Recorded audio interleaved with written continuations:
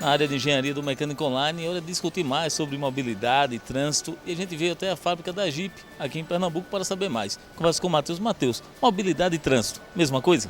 Não, para a gente são conceitos diferentes, né? Mobilidade para a gente é acesso.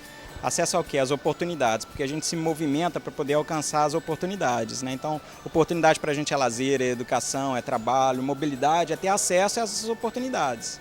Trânsito, por outro lado, para a gente representa circulação, né? Circulação de bens e mercadorias. Então, mobilidade, acesso, trânsito para a gente é circulação. E por que é importante entender a diferença entre esses dois? Porque às vezes a gente ouve dizer que a gente precisa combater o trânsito.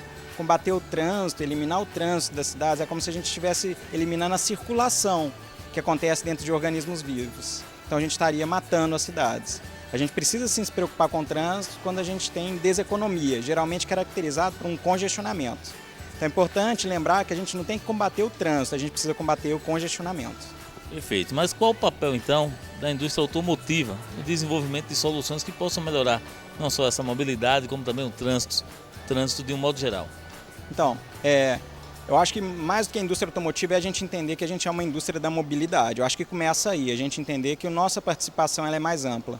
E entender como é que a gente pode pegar todas essas habilidades, competências que a gente tem disponíveis hoje na nossa fábrica, que a gente utiliza para poder construir, desenvolver, fabricar produtos, né, ou seja, veículos, que a gente também pode utilizar para poder participar de uma maneira mais ampla da mobilidade das pessoas nas cidades do futuro, né? Então, para mim, a participação é essa, entender como é que as cidades estão se transformando, quais são as principais forças que estão impulsionando essas transformações, entender como é que a mobilidade se relaciona com esse cenário de futuro e como é que aí, nessa relação a gente pode participar de maneira mais ampla da mobilidade das pessoas.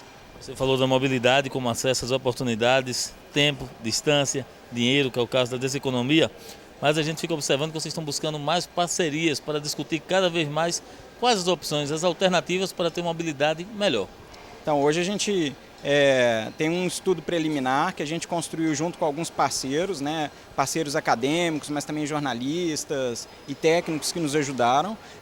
Mas também a gente conversa com técnicos que atuam na área, acadêmicos, a gente trabalha com e conversa muito com lideranças comunitárias, outras empresas, ativistas e mobilizadores, que têm experiências diversificadas, têm origens diferentes das nossas e com isso perspectivas diferentes sobre a cidade, sobre a mobilidade nas cidades, que podem nos ajudar a construir esse conhecimento. Isso é muito rico, porque a cidade tem várias facetas, é importante a gente conhecer todas essas facetas para ver como é que a gente pode colaborar para algo que seja de interesse coletivo e não individual. Você mostrou um aspecto aí na sua apresentação, uma linha de hardware, de software. Como é que funciona isso para a gente entender melhor onde é que cada coisa se completa aí, de certa forma, para a gente entender essa mobilidade? Esse conceito ele surgiu muito influenciado pela Revolução Digital, os impactos que a Revolução Digital tem causado na experiência de uso dos nossos consumidores, né? Então, a gente tem uma experiência muito fluida, né? Sem interrupções no ambiente digital, e isso se reflete na expectativa que eu tenho com o ambiente físico, né? Então, a gente começou a analisar a cidade também no mesmo conceito do digital, como hardware, e o que roda em cima dessa cidade a gente chamou de software, né? Então, lembrando que a cidade a gente não vai desconstruí-la, né? Não dá para poder destruir a nossa cidade, construir cidade nova, porque a gente não consegue planejar, a gente não tem dinheiro, a gente não quer perder nossa cultura e nossa história. Então a gente tem um hardware que existe. Como é que a gente pode adaptar o sistema operacional, mas não só adaptar esse sistema operacional que às vezes está obsoleto, mas atualizar esse sistema operacional e desenvolver softwares para rodarem em cima dele, né? Então, como é que a gente pode pensar outras soluções de mobilidade, de locomoção, de conexão, até virtual, que rodam nesse software para poder permitir que as pessoas encontrem as oportunidades que eles estão procurando. E voltando para o Mecânico Online, voltando a falar de automóvel, você fala que o desenvolvimento, o futuro do veículo está baseado em 4 panoramas. Na verdade, a gente faz uma análise aqui, é uma análise de oportunidades, passos de oportunidade que eu posso desenvolver soluções dentro da indústria da mobilidade, né? Eu acredito sim que o veículo ele evolua, né? Que a gente tem no futuro um veículo que é mais seguro, ele é mais eficiente em termos de emissões, ele é mais conectado. Mas eu também acho que a gente pode participar de outras maneiras, né? Então esse cenário que a gente fez é um cenário que a gente analisou a cidade evoluindo da cidade como ela é hoje para uma cidade mais inteligente, mas também a economia que faz uma transição da economia da posse de produtos para acesso a serviços, né? E como é que a gente pode participar nesses contextos todos, né? Então essa é uma das possíveis leituras de cenários de futuro que a gente pode construir junto com a comunidade para desenvolver soluções. Apesar da gente vir aqui na fábrica da Jeep, hoje em Pernambuco, falar do futuro da mobilidade, você aproveitou para falar de soluções que já estão no presente, mundo afora, até mesmo em São Paulo, que mostram que a mobilidade pode sim vir a acontecer. De fato, a gente tem muita competência desenvolvida aqui dentro dessa fábrica, a gente viu tecnologia. Agora a ideia é muito, num termo que as startups usam muito, de hackear.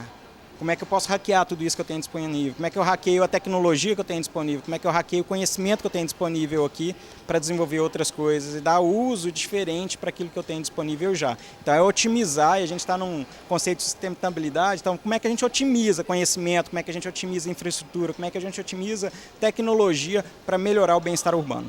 Desses exemplos que você mostrou aqui na sua apresentação, qual aquele que mais te chama a atenção, que você diz assim, esse realmente foi diferente, foi inovador? Então, na verdade, eu não sei se o quão inovador é em termos tecnológicos, mas para mim extremamente inovador do ponto de vista de concepção, porque a gente geralmente imagina inovação como algo tecnológico.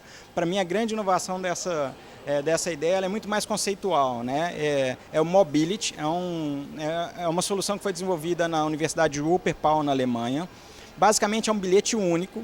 E aí, com esse bilhete único, o consumidor pode usar todos os modos disponíveis no sistema de mobilidade. A bicicleta compartilhada, o metrô, o trem, ele pode usar o ônibus, até o carro compartilhado ele utiliza sempre com esse bilhete que é único. Até aí a gente já falaria assim, pô, legal, eu não preciso de bilhetes diferentes para poder acessar todos esses modos de transporte. Mas o mais legal dele para mim é um tagzinho, é como se fosse um dispositivo que eu coloco no selim da bicicleta e eu começo a pedalar. E ele começa a contar os quilômetros que eu estou pedalando. É como se fosse um programa de benefícios, né, de milhagem. Quanto mais milhagens, ou seja, quanto mais quilômetros eu percorro, mais pontos eu ganho. E aí eu posso usar esses pontos para outros modos de transporte, né? Então, se num dia eu acordei no horário, com bem-estar, o dia está bonito, eu vou pedalando para o trabalho, ou vou pedalando para a escola, e aí eu ganho pontos, porque no dia seguinte pode ser que eu acorde atrasado para o trabalho, esteja chovendo, e eu preciso ir mais rápido. E aí eu tenho pontos que eu ganhei no dia anterior para usar em outro modo de transporte, que vai fazer com que eu consiga cumprir aquela demanda de mobilidade que eu tenho para o dia seguinte.